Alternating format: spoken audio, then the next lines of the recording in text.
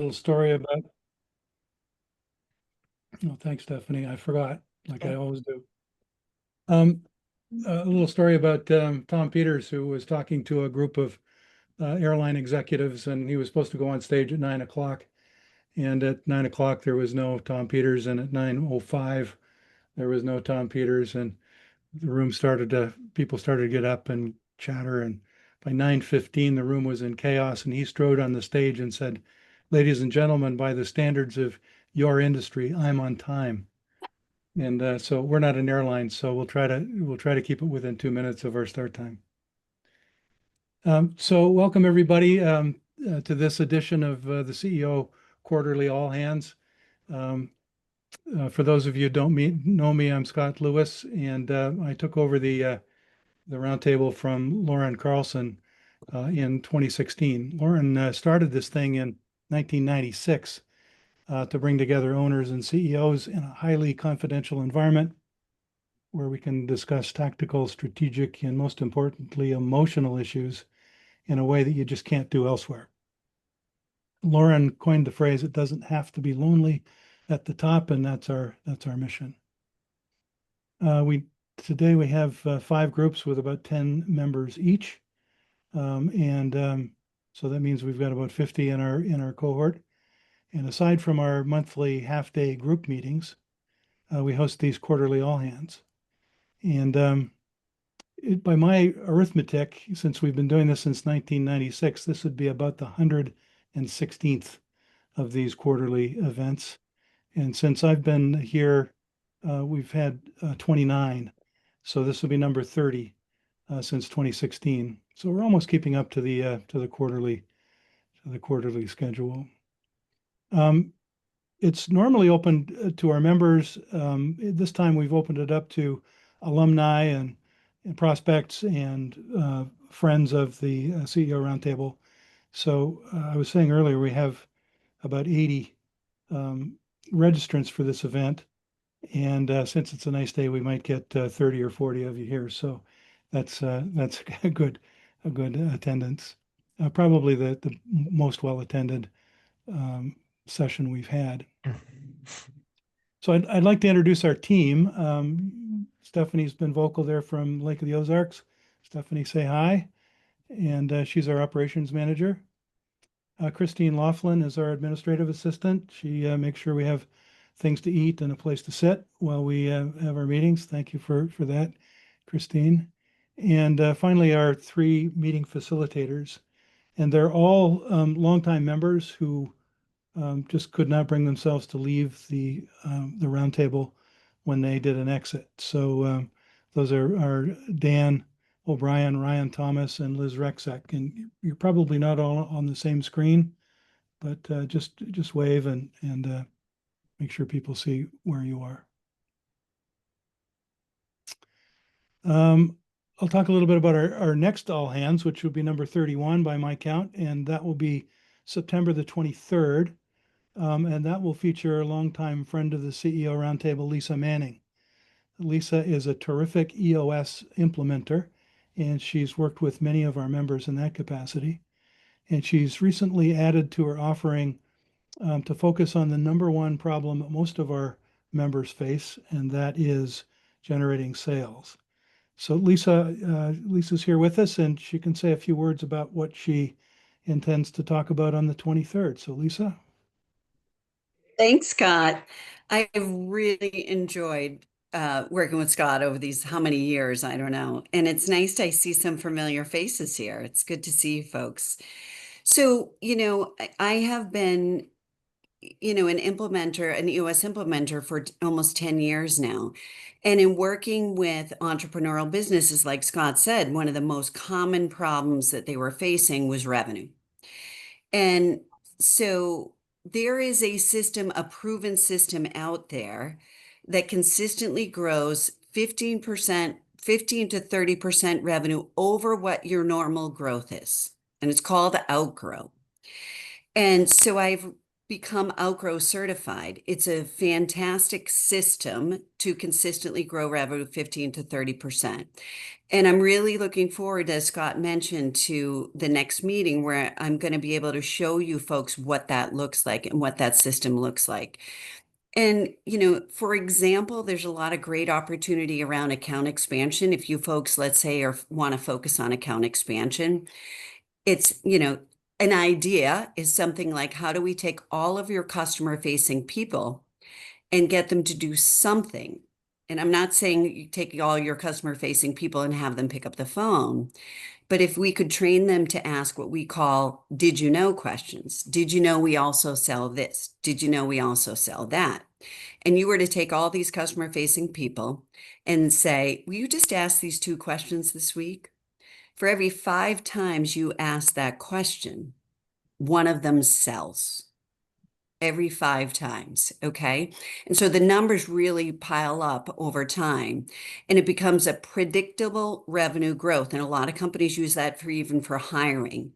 That's just one example of what's involved in the system of Outgrow. So I'm looking forward to sharing some more information about that and showing you what that looks like on September 23rd. It's kind of all I have. Scott, is there anything else you wanted me to say? No, that's perfect. Thank you, Lisa. Okay, all Um, right. we'll wait for that. I'm looking forward to it as well. Well, You've been it's good to putting, see you all. Unfortunately, I have to jump to another call, but thank you so much for having me here, Scott. all right. Thanks. Take care. All right. Okay, bye. Okay, now to today's program. As you can imagine, I get lots of people looking to help our members. And when I was introduced to Ryan Goral, I thought I was talking to just another M&A guy. When he told me that he worked on the buy side, I started to try to find ways to wind up the conversation politely. And as part of that, I said, "Well, what's your ideal client look like?" And Ryan's answer got my attention. He said, "Well, that'd be companies with about a million in EBITDA." And I thought, okay, he works on the buy side and a million in EBITDA. I must have misheard that. I must have not understood that. But he went on to tell me how he and his team help small companies grow by acquisition. And what he said made sense to me. And he answered all of my yabbits. So we're here today to explore that notion just a little bit. We only have a little over an hour now, so we'll just scratch the surface. And I hope this will start a conversation that maybe you hadn't thought about before. Maybe it's been on your radar. Maybe you thought you're too small. I certainly think or thought that a company with just a billion in EBITDA was too small, but Ryan has convinced me otherwise. So please put your comments in the chat or your questions in the chat. Address them to me or to Stephanie, and we'll collate them so that we don't get the same question asked 4 or 5 times.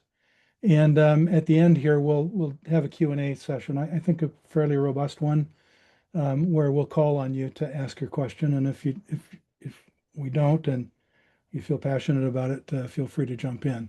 With this number of participants, that'll be fun. But Ryan founded the company called G-Spire to bring his expertise to helping small companies benefit from a strategy that includes acquisition.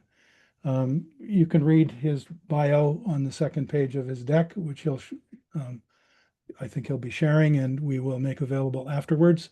This will be recorded and posted with the rest of our all hands sessions, so you'll be able to review anything that got by you in real time.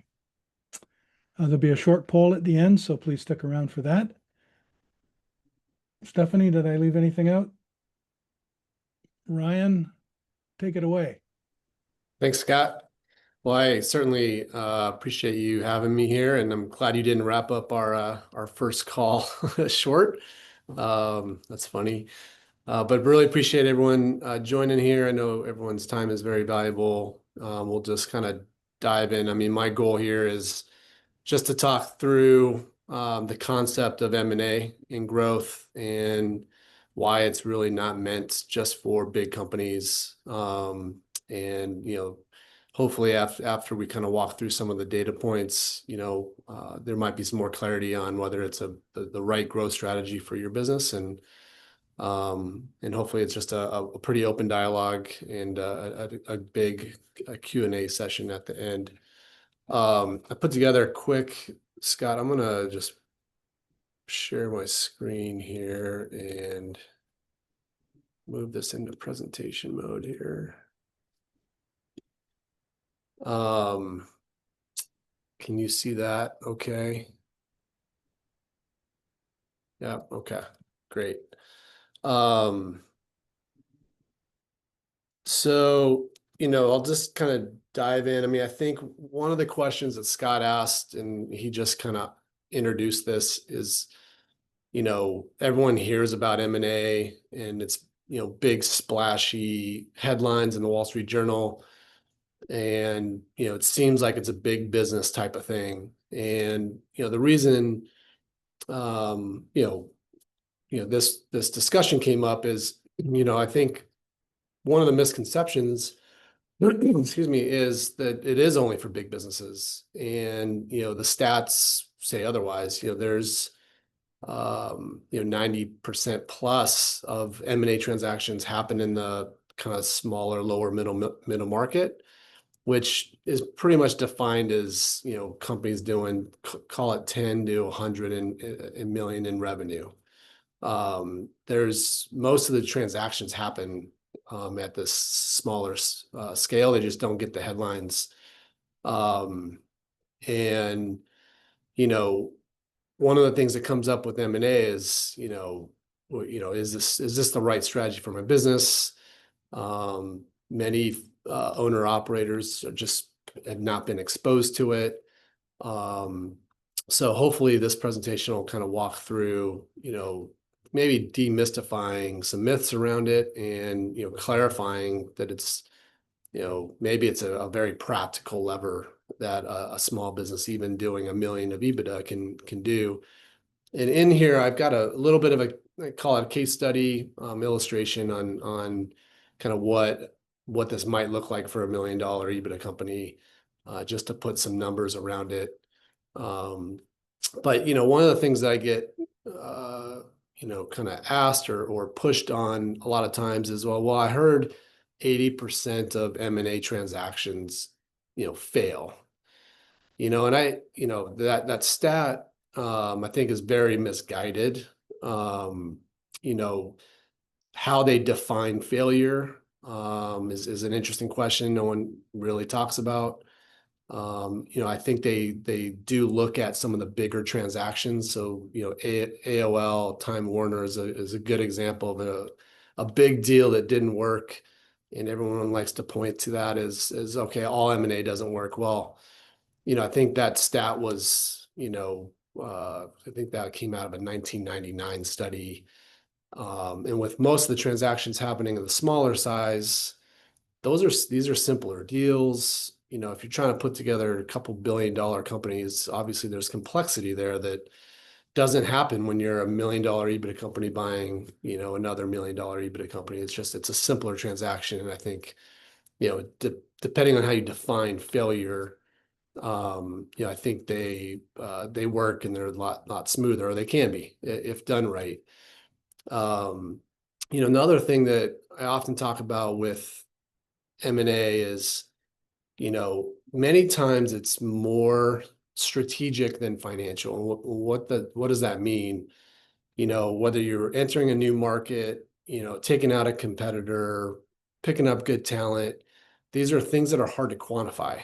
And usually when you're making an acquisition in the private, small, lower middle market space, you're making these decisions strategically for the long term. You're not trying to make an acquisition and flip it.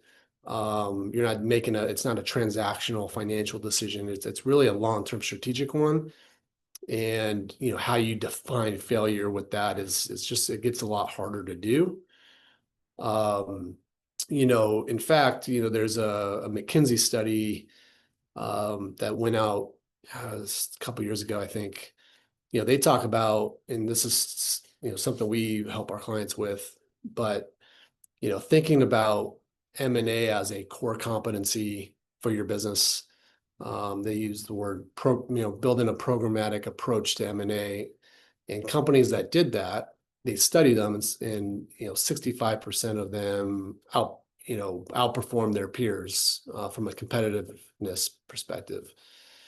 So what does that mean? Well, M&A, if you're going to go do one big deal and you've never done it before, the risk of it maybe not quote unquote working is higher. But if you're doing a systematized approach to it, a programmatic approach to M&A, and doing, a number of deals, over a period of time, you start getting better at it. And I think with, discipline and a system and a framework to it, I think there's a lot of firms that are very successful growing through acquisitions, and it's not really a tool that's meant to be a big gamble, if it's thought through. So that's, kind of to set the stage. One of the things that as we go through here, I'd, be curious for you to think through as an owner operator is, if you thought about, if there was an acquisition available to you today, why would you do it? Like what problem are you solving? What strength are you doubling down on? How would you go about executing it? There's some common reasons, smaller businesses will look to make an acquisition. One of the things that I, constantly am talking about is, you don't want to just go do a deal to do a deal because it sounds sexy or romantic. It's, bigger doesn't always mean better. So, thinking about M&A as each acquisition solving a problem or doubling down on a strength, I think is a good lens. And what are some of those common things? See companies make acquisitions for a number of reasons.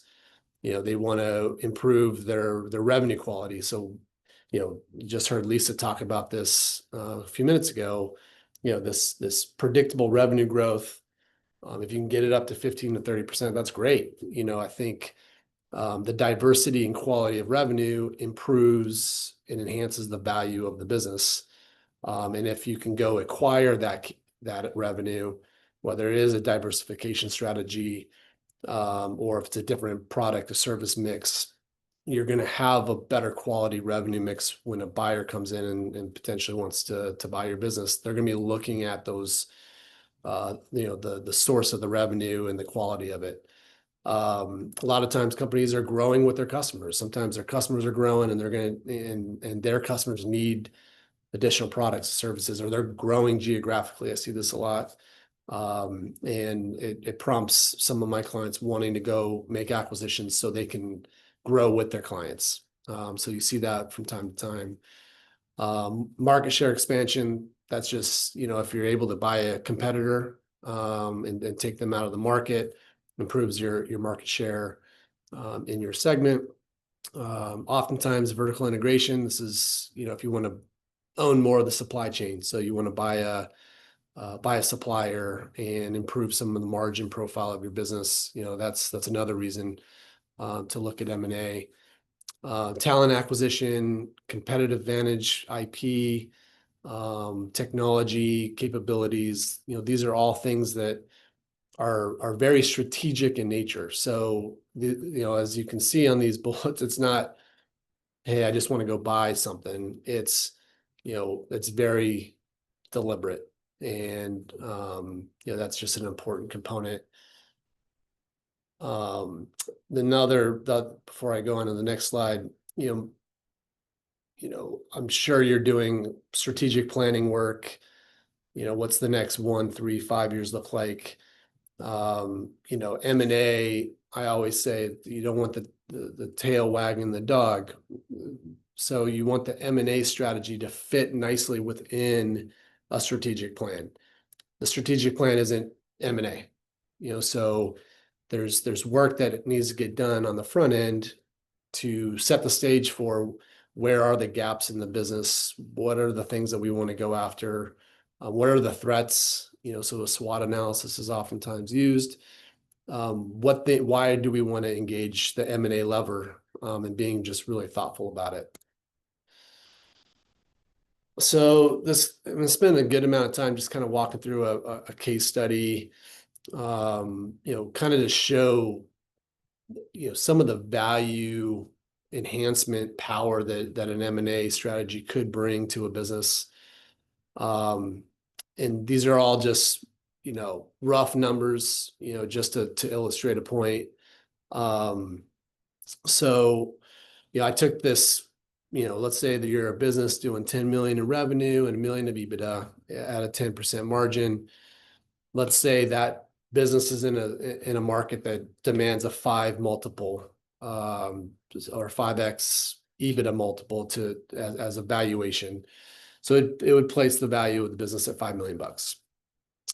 So in this first scenario here, I just did an assumption of, let's say in the next 3 years, you make 2 acquisitions. Oftentimes you want to hopefully get a deal or buy these that are, a multiple lower than what you're trading at. So in this example, we did. So you bought first acquisition is a $2 million deal. The next one is 3.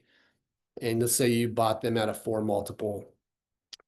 Well, 3 to 5 years later, after you integrate them, let's say that there's also a little bit of organic growth there. Maybe there's 2% EBITDA margin improvement. And then there's this margin expansion idea, which I'll talk a little bit about. Your valuation would go from a $5 to a $17 million jump.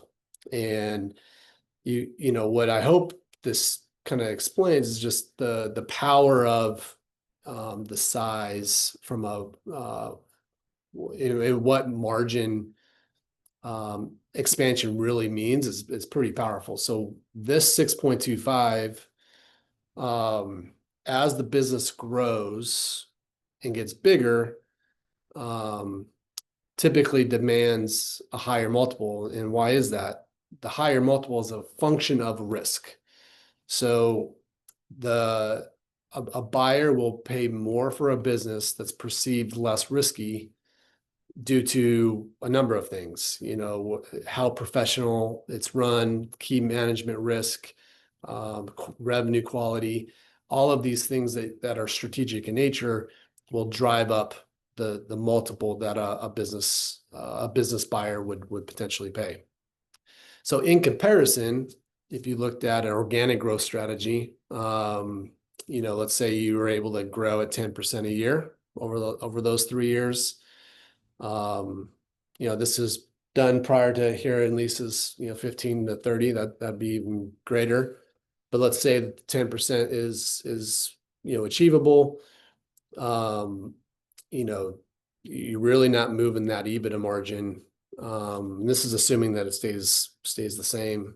I think organic growth, depending on type of business you're in, sometimes you see businesses needing to invest in that organic growth, which drives down that EBITDA margin. So let's say that 5 multiple doesn't change from $1 million to $1.3 million, and maybe there is a little bit of,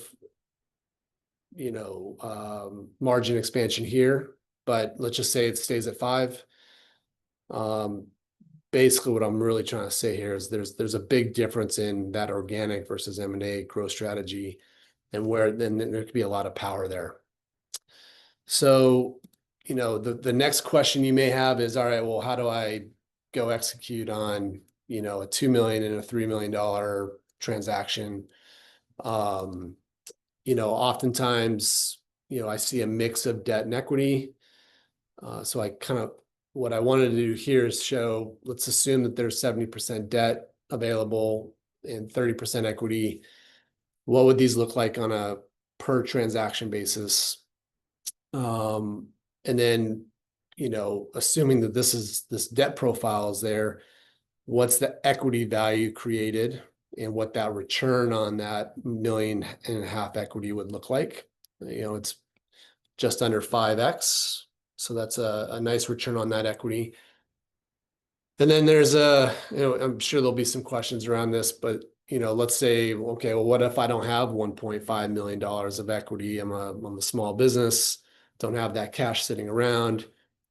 How do I do that? Well, there's a number of ways you can bridge that equity gap. Oftentimes you can do it with deal structure. So you can have potentially the seller of the business you're buying roll equity into yours. They can be a financing partner, so that, a seller carry note that would bridge a little bit of the equity gap. You can bring the cash personally if you have it, or off the balance sheet of your business if it's there, or you can go raise outside equity. And that's usually in this, if you're talking about a $1.5 million raise, it's family, friends, high net worth individuals, if you wanted to go down that path. But my point here is there's a number of ways that you can go get that equity, this 30% per deal, per acquisition. There's sources for it, and it's just situational of what that might look like. And then this chart just kind of shows what potentially, let's say you had to go raise outside equity.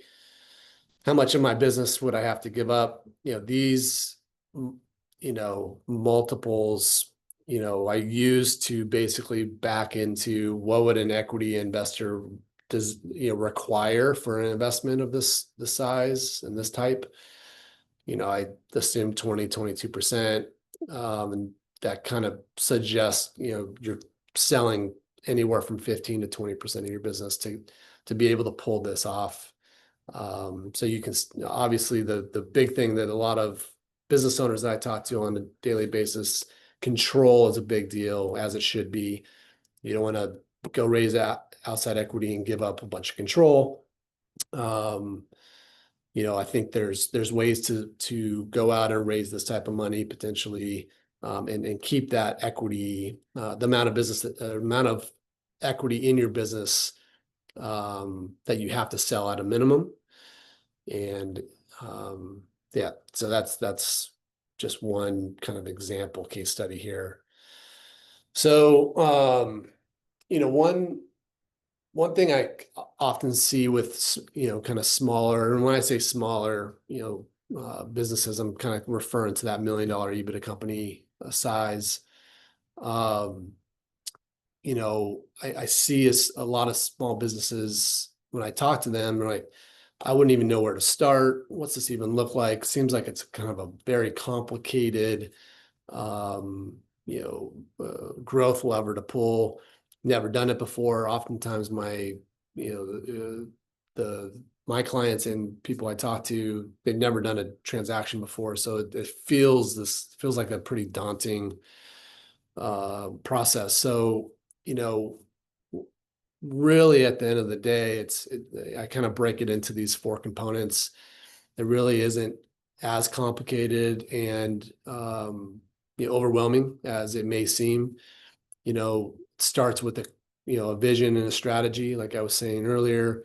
Where are we going? What capabilities do we need? Where are the risks? Where are the gaps? How do we solve it maybe organically, and where would M&A maybe fit into just making the business stronger and more sustainable.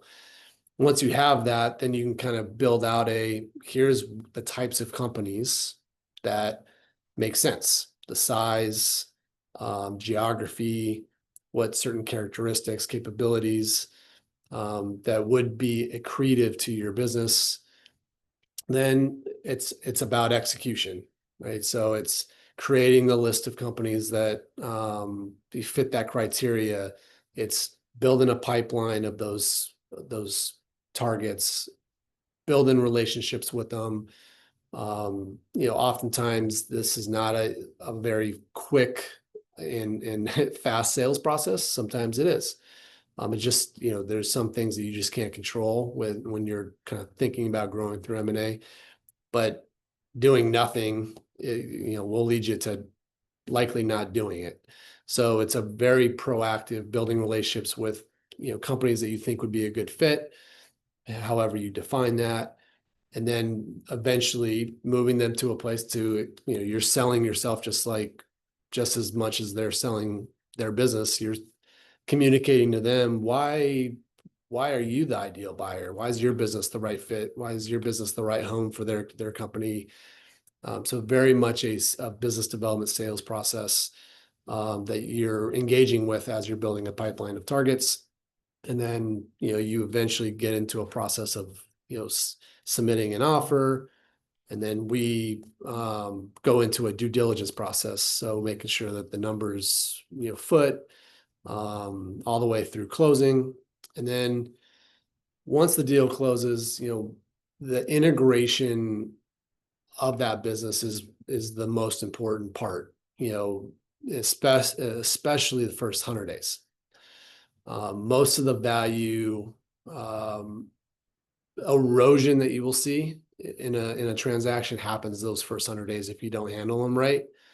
So things like making sure the culture is a good fit, making sure there's a very detailed project plan going into that integration. All of these things need to be built as you're doing due diligence, and making sure that there's less risk of customer attrition, employees leaving, all the things that quickly erode value. You want to make sure that you have a plan for and are thinking through. And then as you transact and integrate, then it's thinking about, okay, well, what worked, what didn't. Start thinking about building playbooks of, let's make sure we do this again. Let's make sure we don't do that again. And that's this implementation and monitoring. So the next deal gets easier, next deal gets hopefully better. And you're constantly making improvements to each acquisition as you go. So in short, I mean, the M&A process is not that complicated. There's a lot of nuances and details as part of the process. But, if you want to zoom out 30,000 feet, it's as if you were going to, take on any strategic growth plan or strategic project or organic growth plan. It's thinking about the vision and then just going through the execution of it. So that's a little bit about the process. I know I kind of went through that probably maybe too quickly, but I definitely wanted to make sure that there's time for questions, and I want to be able to address specific questions that anyone may have. So Scott, I don't know if now is a good time to open it up. Maybe Sure. I stop my screen share here, and Yeah, there's a question came up on the chat from Ed Polyabinsky, and he should know. So Ed, do you want to unmute and ask your question? Sure, sure. The biggest problem I have with a small transaction are the upfront expenses that people like me, accountants, people working on due diligence, etc., have. And I want to know your thoughts about spending $40,000 to $60,000 on a small transaction for these fees. Is it economic? How do people handle it? Yeah, I mean, I think the costs are definitely relative to the size of the transaction, and you're not going to go out and spend $100,000 on deal expenses for a smaller transaction. That you just got to make sure there's an ROI. How we deal with it is we look at the size of the transaction, and you say, well, what's needed there, and we right size the expenses. So there's, for example, the accountants and the quality of earnings. For example, quality of earnings can be 40, 50, 60 grand. But do you need to do it for a $2 million transaction? Probably not. You can probably go find a CPA to do a lot of that work for a lot less, lawyers, you want to make sure there's an M&A lawyer as part of your deal team. I think, the expenses, and I know that's your space, those range a lot. You're not going to go to a big global M&A law firm when you're doing a $2 million deal. So you just need to make sure the team that you're building has the right cost structure for the transaction you're doing. And making sure that makes sense. Ryan, maybe you could just talk a little bit more about how your team interfaces with your clients and what you bring and what your process is. Yeah. And before I do that, Scott, Ed, the other thing that eases the expense of these transactions is oftentimes a bank will allow you to roll them in to the loan. So let's say you're still paying for them, of course, but a lot of times you can roll them into a 10-year, let's say you're getting a 10-year loan. Those fees can be financed, so you're not necessarily having to write a $50,000 check for, any one service provider. That kind of helps ease the burden of the expenses. Yeah, but you still have to pay it. Still got to pay it, but it's, it's just it does ease some of that initial upfront burden. So I mean, I do a lot in this space, and that's the biggest problem that I have is doing a good job for the client and charging a reasonable amount. Yeah. Because in a $1 or $2 or $3 million deal, the clients don't want to pay that kind of money. It's tough. Yeah, it's definitely a tricky part of the transaction, but hopefully and this kind of goes into Scott's question, there's a lot of coaching and the part that we play in, setting expectations and making sure they're educated and making sure we're, addressing a lot of the business topics that would go into a purchase agreement, make sure that those are kind of, done up front and, not needing, a lot of lawyer back and forth. And so we try to prep them, and bring, an M&A lawyer, a deal that, hopefully has a lot of those expectations met, that, help smooth out how much it would actually cost for that advice. So we try to help there too. A lot of intermediaries also help the client with the due diligence portion of a deal, or at least educate them on it. Definitely. So Scott, you asked kind of how we interface. So we're not an investment bank and we're not a broker. We're not transactional. What we do for our clients who are looking to buy, which is our focus, is, we're an integrated team member. So what's that mean? We help with all the process slide I had here, strategy, building pipeline, quarterback and due diligence, helping with capital and integration. We're doing a lot of the heavy lifting. So, they've got a business to run. This is a growth plan that everyone decided is a good idea. And this growth strategy requires discipline and effort on a regular, consistent basis. So that's what we do as a function, think of us as an outsourced corporate development function for smaller, lower middle market companies. So how we interface is we're meeting with our clients weekly. We're stewarding that strategic M&A plan forward.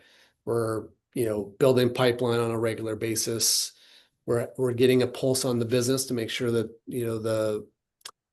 so for example, this happened with a client, they lost their GM, big deal. They were scrambling a bit.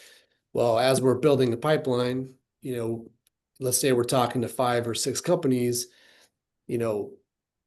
which company we prioritize is directly correlated to the things that are going on in the business. And if this happened, one of the companies that we were looking at had a really solid operator. I don't know if it was a GM or director of operations, but due to this loss of a key employee, we go, well, this one's going to be, we're going to prioritize this target because it's actually going to solve this big hole that just happened in our business.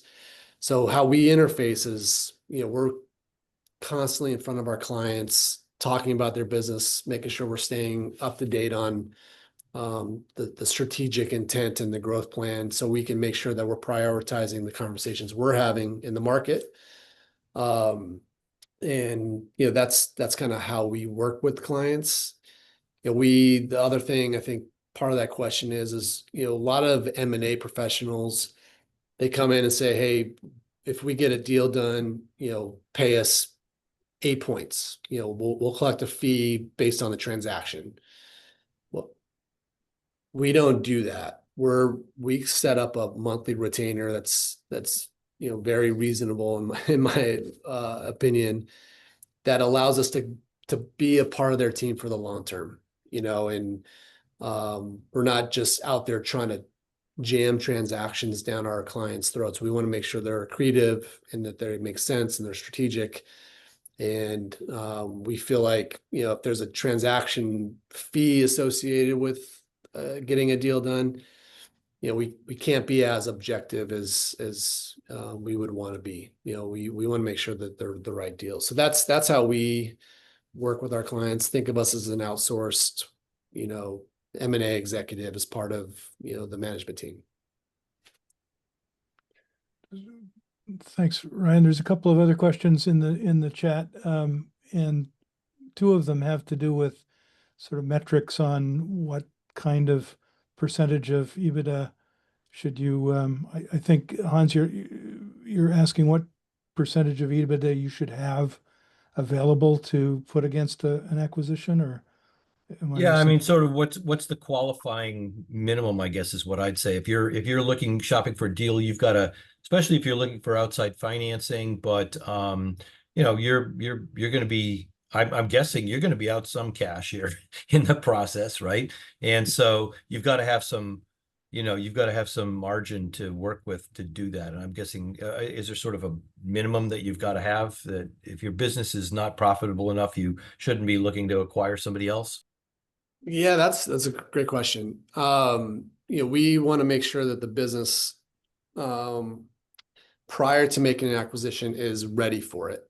And profitability is one of those metrics. I think more importantly is the owner ready, emotionally, are they ready to go through that process? Do they have a management team that can deal with another company being added to them? Processes, procedures, operating capacity. There's things that financial quality, are their financial reporting up to date? Do they have a good feel for their business? So there's some of these things that maybe are a little bit qualitative, that says, are we really ready to do this type of growth strategy? If your business is not making money or your margins are tight, my question would be, why are we making an acquisition? Is it to solve certain problems that would improve that profitability? Great. Like, let's think through that. Or is your core business, is there something else going on? Is your gross margin profile a mess? And what's going on in the market? And maybe there's more work that has to be done around, are we serving the right customer mix? And are we pricing appropriately? And are we doing some of these other things that you may not want to make an acquisition until you get fixed?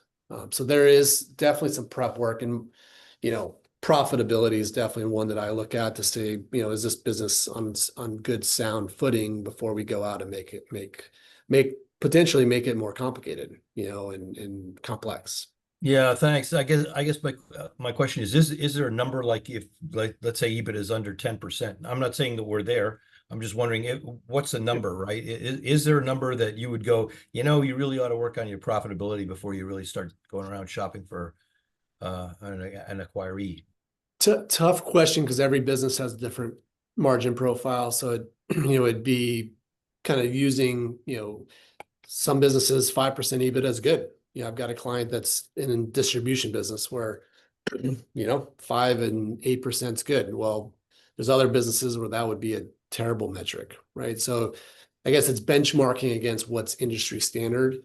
And if you're significantly under that standard, be kind of like, let's pause and pump the brakes. So there's no kind of hard and fast rule. The other way I would try to answer that question is, when you look at profitability, it's also how much of that EBITDA are you able to retain in the business on a regular basis, which could, tell me a lot of good data. Are you able to build out some cash reserves without taking taking distributions out for the ownership? Is there, maybe you're a year out from maybe building those cash reserves, and is the balance sheet over levered where a lot of that's getting eaten up with debt? So there's a lot of those types of questions that, would kind of answer. There's no hard and fast margin percent, but that's the type of thing that I would be thinking about. Ryan, Thanks. how often do you turn away a deal? Oh, that's a good question. As part of my filtering, I would say quite a bit. If we've done the groundwork and said we're looking for this type of business, I'm naturally filtering stuff that doesn't fit that box, right? So there's that natural filter. If you're asking about how often are we turning a deal away after we've started a conversation, collected some financials, looked at the business, and then said, hey, this isn't the right business, not a good quality business, for whatever reason, we don't want to pursue it. Post that filtering stage, I'd say that percent is, oh man, let's see. 3 out of 10, you're kind of going, this isn't the right business for whatever reason. But if we've done the right work up front, we want to keep that percent down, right? It's something specific in that business that we couldn't have known until we went under NDA and collected financials and started digging into the business. But it happens. And I think Chris is asking along the same lines as Ed raised the question about what would you expect the percentage of sort of overhead cost to be for you and for legal and other overheads? Yeah, so another good question. Every deal's specific. It's really hard. There's so much outside of your control. So for example, let's say, we start a process, we go find a target, we're charging a monthly retainer. So that's part of the overhead. And I can definitely be more clear about what that typically looks like. But from a deal cost perspective, let's say we're 9 months in, we find a target, we like them, and we start collecting financials, and their financials are a mess. Well, that cost for the accounting and financial due diligence is going to be higher because their financials are a mess versus, hey, here's some reviewed statements or audited statements and they're super clean. Well, your financial due diligence will be a lot less in that situation. So it's really hard to tell without having the target right in front of us to say. And the same thing with to Ed's question, the lawyers, if we identify a target, we get into it, and they bring, their, their family estate attorney to the table to try to play M&A guy or gal, and they don't know what they're doing, that can drive up the legal costs because we're educating them, and we're probably dealing with a lot of issues that we shouldn't have to deal with, and a lot of those things are outside of our control, unfortunately. So, and that's on the buy side, right, Ryan? I mean, because on the sell side, we always encourage our team members, our fellow roundtable folks, to use an IB, to use somebody such as yourself, and to make sure you lawyer up and go after stuff, right? My question kind of jumps on that, if I can expand, Scott, a little bit on this. First off, thanks very much, Ryan. I thought your examples were simple math, easy to follow. The accretive value to 6.5 from 5 and all that stuff is very similar that I've seen in the past. I'm in the professional services sector, so that may differ than distribution and all that kind of good stuff. But as a buyer, How do you frankly convince an owner to sell? So if you take your scenario and they're gonna walk away with 5 million and they know they're gonna cap gains at 20%. I think just average, say 3 to 5% for pro fees, right? Which where my question was going from. So you're gonna be at, a million, 1.25 million out the door. So as an owner selling my business, I get 3.5 million or 3.7, when meanwhile I'm sitting on an EBITDA of 1 million. So in 3.5 years, I can have the same thing you're offering me as a buyer. As the buyer, how do you convince them that this is the right thing? Because, if they're I'll make fun of myself. If they're old like me and they want out, it's one thing, right? But if not, and I'm very interested in this because this is a great way to build a pro serve business, right? To go out, and I know some folks have done it, but I've never gotten into the real details, how they went out and picked up 5, right? So they could turn around and sell it for a multiple of 9 when they paid all these owners 5 times. Yeah. What do you do? Do you see that you have to leave or provide them equity in the company, right? So as a seller, I'm going to retain 20%. So at the end of the day, even as a buyer, you're starting to buy all these companies that 9 million or 14 million, I think you had up on your number, the 6.5 times, that gets pulled down too, right? So I'm rambling a little bit, Ryan, but I'm really interested in understanding how you convince a seller in a business of these sizes, right? Of this size, when they do throw $1 million to the bottom line, that this is really this is a smart thing for you to do. And you don't get any equity or what have you. Can you just talk about that a little bit, or what experience you have? Yeah. No, it's, this is what we're doing every day, is talking to targets and working on how do we solve whatever challenges that they're going through. So you bring up a category of, hey, I'm old, I'm ready, I'm tired, I'm done.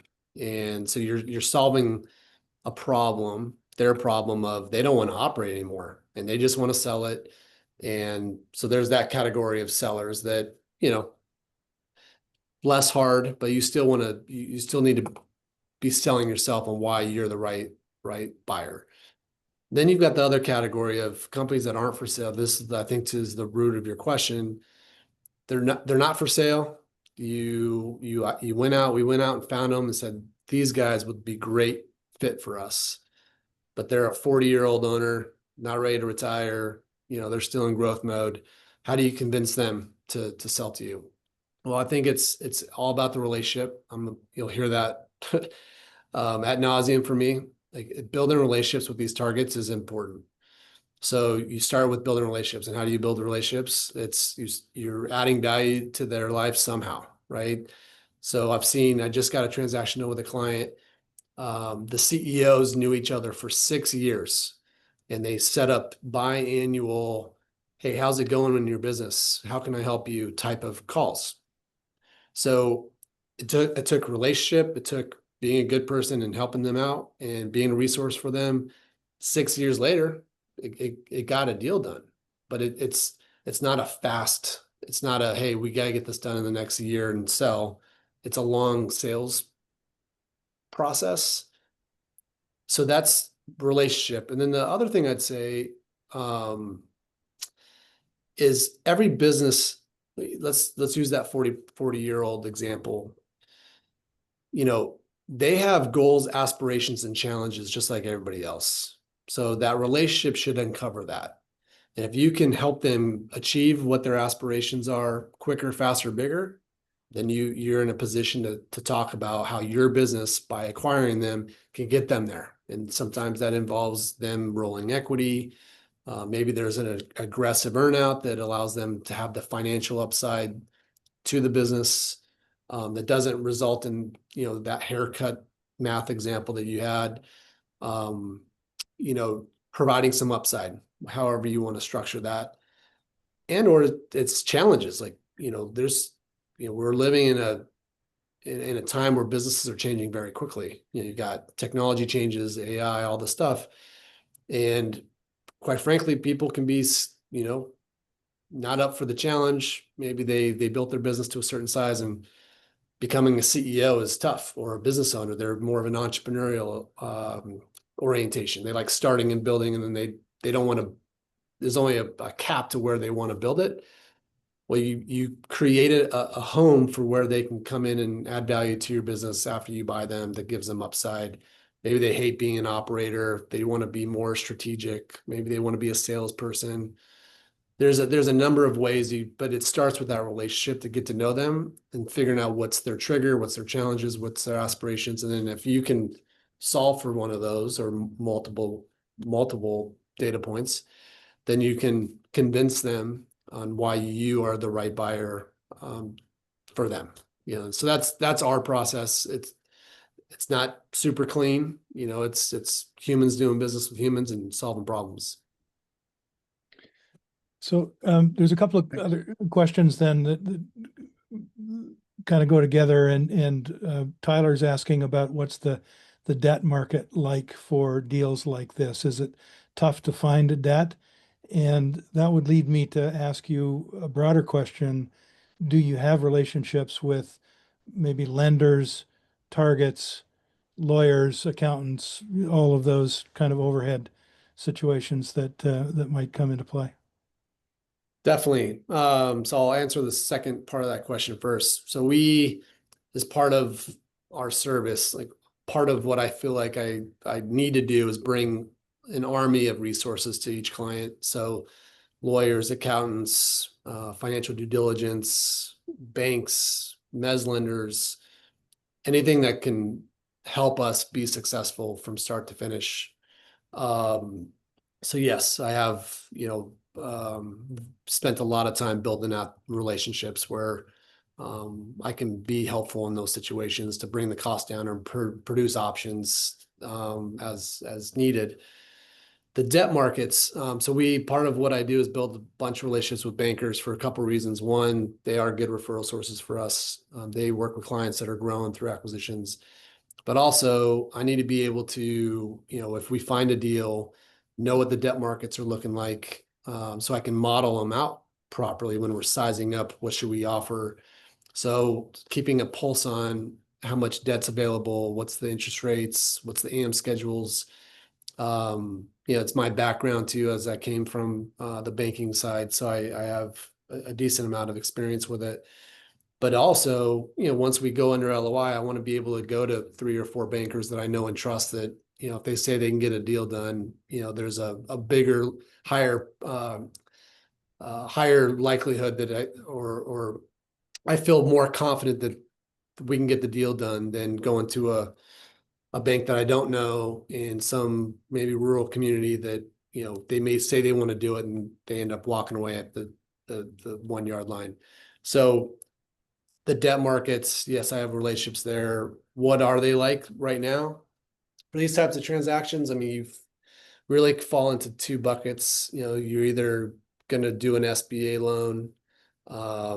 So that, you know, that market's always pretty thriving. There's usually an SBA lender out there. I haven't had a client use SBA in the last 5 years that I can remember. Or no, that's not true. That one of the earlier ones, my first year, there was an SBA loan. A lot of my clients today are using just conventional loans. And conventional lending, it does get harder. It's less leverage, which means you got to bring more equity to the table. You know, they're on shorter AM schedules, so it's a little tougher on cash flow. But I would say in general, banks are lending, you know, and you know, I wouldn't say that it's frozen and there's no debt out there. I think there's plenty of banks that are, you know, looking to lend. There's more and more banks, they call it cash flow lending. You know, that's what M&A transactions are. They're lending to a stream of cash flow. There's more and more banks out there doing that type of lending, even more so than there was 10 years ago. So I'd say that the debt market's healthy. And then the last thing I would say about it is huge influx of private lending capital, private markets. So a lot of private equity firms or investment companies have created private debt offerings, and those are being used for M&A transactions. They don't come without risk, they're higher price, there's more fees, et cetera. But there's a segment of the lending market in the private markets that there's a lot of capital out there for that, for these M&A transactions. So that'd be kind of how I talk about debt. Okay. I was going to go to Larry Siff, but he dropped off my screen. Larry, are you still here? His question was a good one, and I wanted him to introduce himself and his organization. But the question was when one of these deals has failed, what broke? Mm. Was it culture integration? Was it not having a detailed plan or due diligence? I think, common reasons deals don't work, that we try to obviously protect against. Culture is, I'd say, number one. And so we spend a lot of time making sure we understand culture of our clients, but also pairing it with the target. There's risk there because there's only so much you can really uncover in a due diligence process around culture.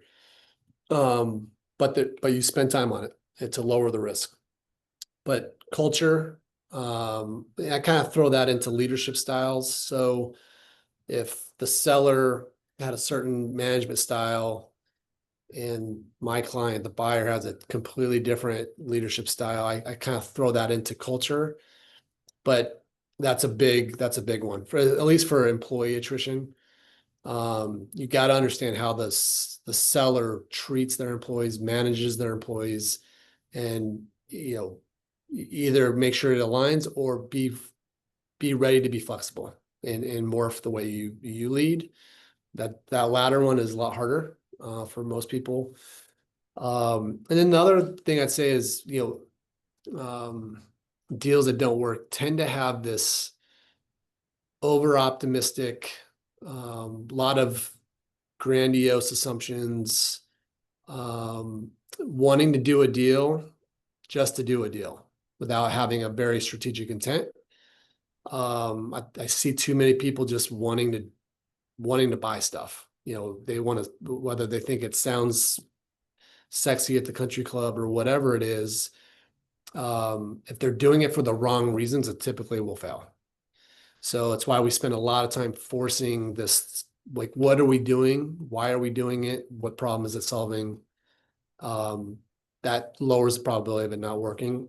So I'd say maybe hubris, wanting to do a deal without really just wanting to do a deal, and culture are two, couple categories that are of big risk for a deal not working. Okay.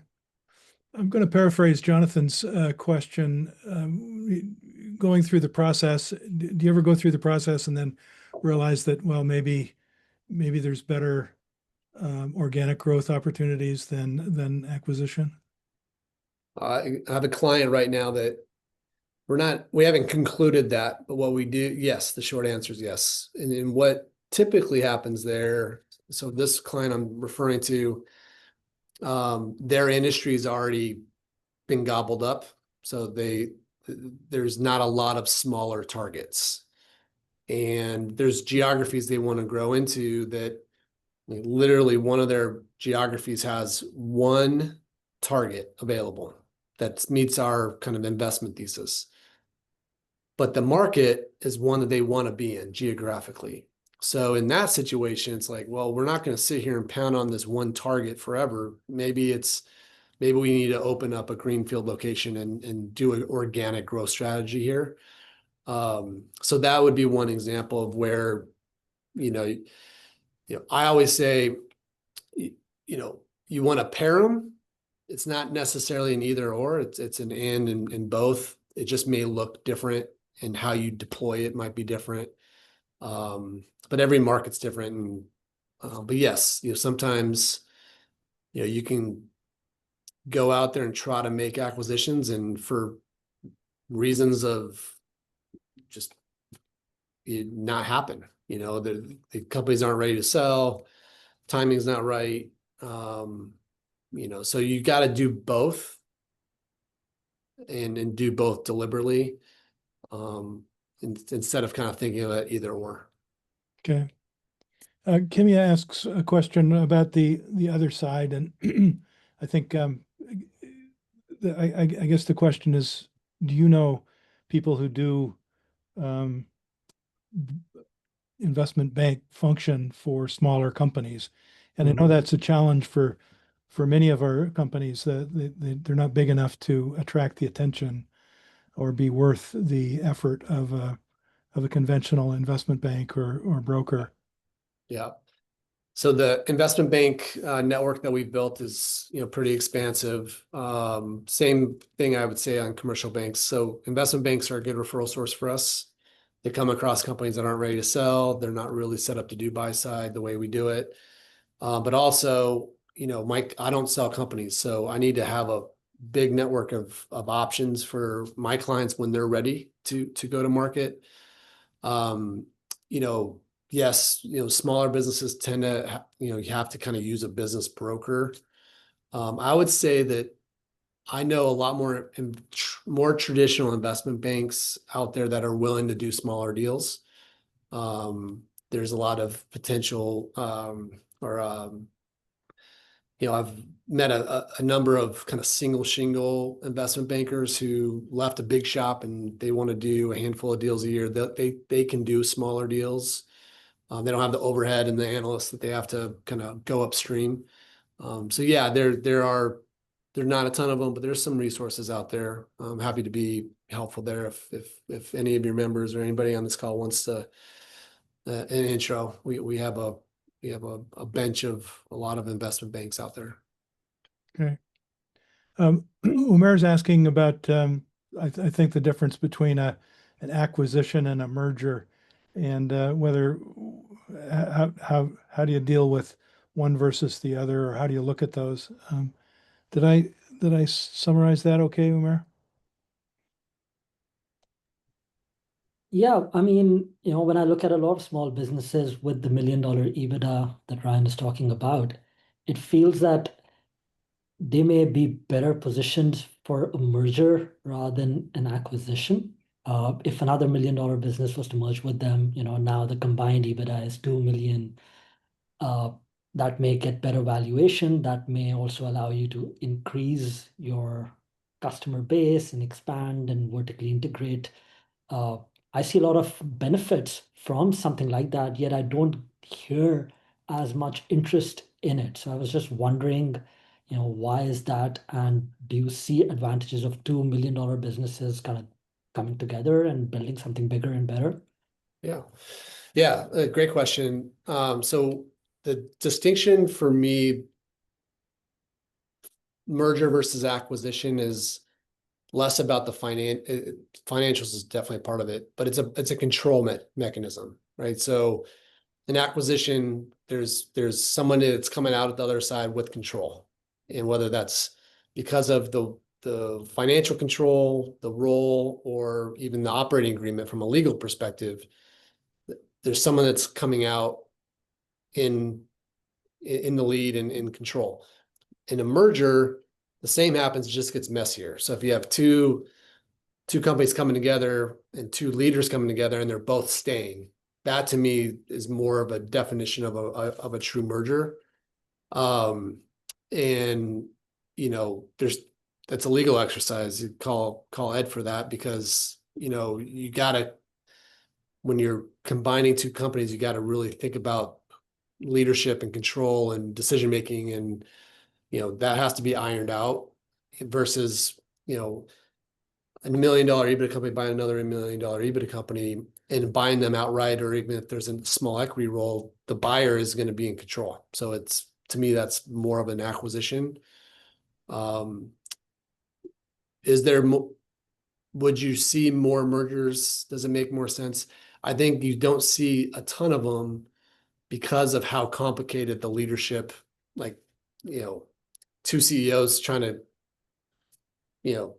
they have to get along and they have to be very clear on how things are going to be run. And that that tends to be a lot more messy than you would probably want to assume.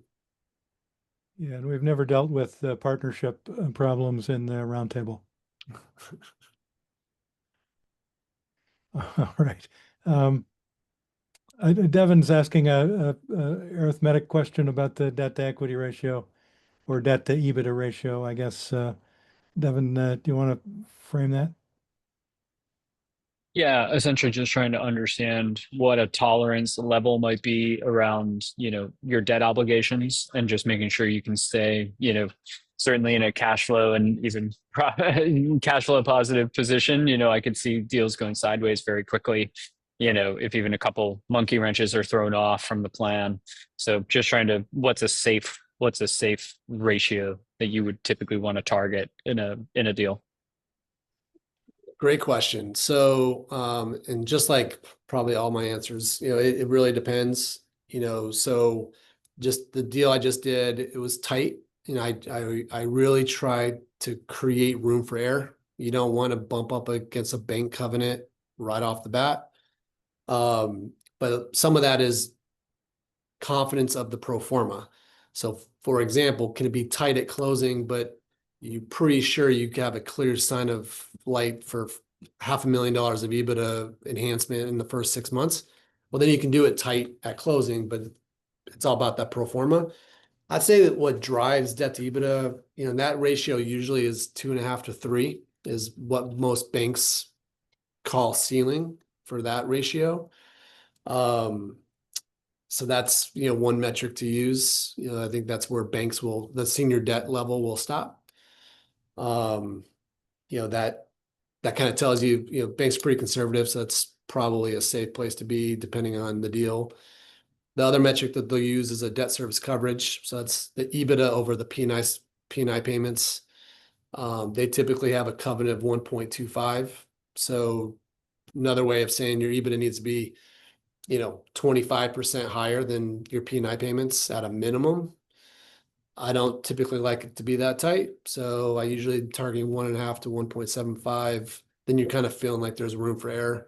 If someone leaves or there's additional expenses that have to go into a transaction post-close, you have some room before you're, having debt covenant problems. So those are two metrics that are usually driven by the senior lender. Awesome. Thank you. And then I did throw another question in there because I don't know that I heard it at all so far, but separately, what's your view on earnouts as a mechanism for financing here, given that, in some cases, like, and for some backstory, I actually acquired 65% of Hans Riemer's company, who you had at the earlier question, in 24. One path that I'm strategically thinking about is not just organic growth, but also maybe even a little bit of what Umair is talking about, but a merger acqui-hire type model, but having more of an earnout structure involved where it's obviously tied to performance metrics. So what's your general take on that? It's a very controversial topic. I mean, you'll have people that hate them, people that love them. I fall in the middle. Like it's got to make sense, right? So, typically, if you're going to have an earnout, I typically advise you want it as high on the P&L as possible, so revenue or gross margin basis. So everyone's incentives are aligned and it's easy to measure. So you hear people say, "Oh, I'm going to do an earnout based on EBITDA, but I don't have control over the financials." Like that's just setting up for a legal battle at some point. Too easy to manipulate and whatnot. So if you're going to do them, it's got to have the right strategic intent. Does it align incentives the right way? Is it fair? Is it sellable? Is it negotiable? And then is it high on the P&L? And if you have those metrics, then yeah, I mean, it's a way to bridge valuation gaps, and make sure the incentives are aligned. And if a situation calls for it, I have no problem with it. In the same vein, how do you feel about rollover equity? Yeah, same. I'd say that my answer would be exactly the same. Situational has to make sense and has to align incentives. I've got a client that won't do a deal unless that's part of the component. So that's just a key part of the strategy. You know, rollover equity, you know, as a buyer, you know, obviously it's a way to bridge valuation gaps and to potentially bring less cash to the table. Again, sets up potential problems legally if it's not papered right, or if there's a divorce down the road and partnership problem. But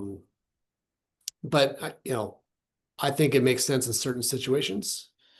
You know, I personally, one of the things I like about them is many of the sellers that we're buying, they're capped from a valuation perspective, right? Let's say that they're a $5 million company, $1 million EBITDA, and they can't grow anymore, you know, unless they invest a ton of money to get to the next level of their growth. And maybe they're burnt out, whatever the reason is. A buyer can say, hey, you want to be a salesperson, you've got 5 or 10 more years, but you're drowning in your business. Why don't you roll equity? We'll get you some liquidity today. And then based on our growth plan, you know, that 30% that you rolled or whatever the percent is could be substantially higher. And they get to move into a role that, you know, is not burning them out, maybe is more suitable for them, whatever the situation is. They can be a pretty powerful wealth creating tool for a seller who's kind of reached a ceiling in their operations.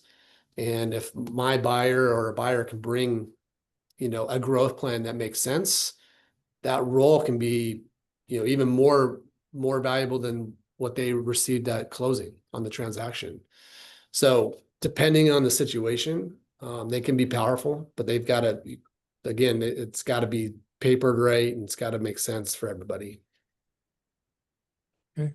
Ryan, is there a tax consideration here? Is there one growth strategy more favorable than the other in terms of tax? Well, I'm not a tax person, so I guess that's my disclaimer. There's definitely taxes are part of all of these conversations, both as a buyer, whether you structure as an asset or a stock sale. So there's some tax advantages for a buyer to do an asset sale and kind of redepreciate the assets. And again, I'm getting a little bit outside of my lane, but there's definitely ways to structure deals as a buyer that have tax advantages. We're also always talking about tax considerations as part of the negotiation process, because sellers are highly sensitive to the taxes that they have to pay for the transaction. And you know, so yes, the answer to your question is there's always a tax implication for both the buyer and the seller that is part of putting together the right deal, whether it's asset sale, whether it's stock sale, whether they're rolling equity. We've recently done 2 transactions as an F reorg. It's a maneuver that allows that seller role to be tax deferred, which is pretty helpful as part of that. So there's, you know, the tax is definitely a part of the conversation, depending on kind of what exactly you're talking through. Okay. We're through the questions. I think that we're in the chat. Is there any, did I miss anybody, or is there any questions that have been unasked? Okay. Ryan, anything else you'd like to put out there? No, I just really appreciate everyone's time, and you know, I'd love to be a resource. I don't, Scott, if you want to send out my information after, you know, I'm an open book, love to help. Really passionate about serving business owners this way. If you got questions or scenarios, you know, happy to be a resource for any of your members or anybody on this call. It's good. Yeah, this will go out to everybody. In the chat is the link to the place where the recording of this will be stored, and your deck, Ryan, will go out to everybody and be available. Great. So again, thank you, Ryan. This has been a good session, I think, and I think it starts some thinking that I've been thinking about this since we met, and I have lots of ideas that I think maybe I should have done, or maybe I could do in the future, or just not something that I was thinking of. So, given that you're there and this is a thing, and that it is almost a bolt-on thing, that I don't have to have the staff or even the cash in the bank to do the acquisition, I think is a good thing to think about. So thank you for putting that in front of us. Absolutely. My pleasure. And the other thing that I thought of is, and I think we talked about this before, but there's risk in doing an acquisition.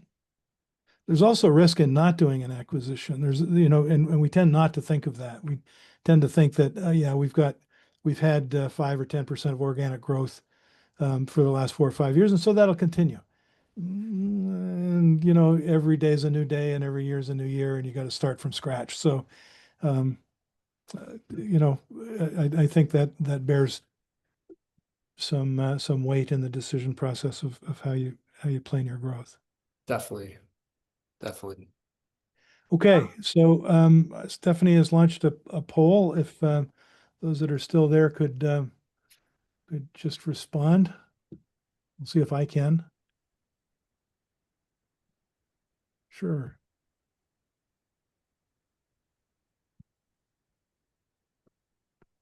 Good.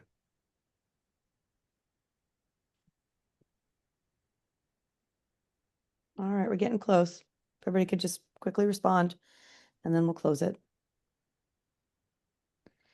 Again, the next session will be September 23rd. You heard Lisa at the top talking about maybe the other side of this equation. How do you grow organically?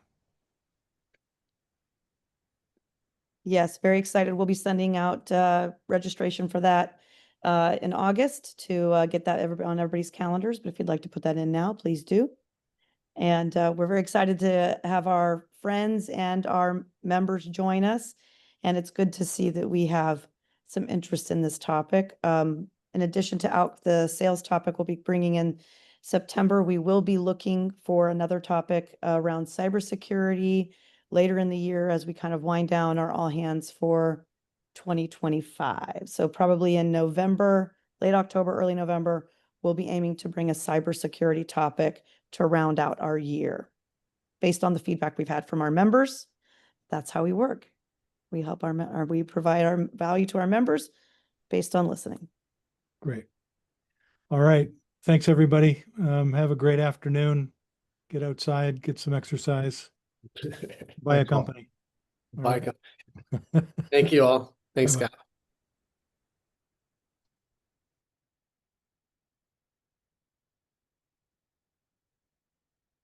Hey, Kimia, are you related to Helia?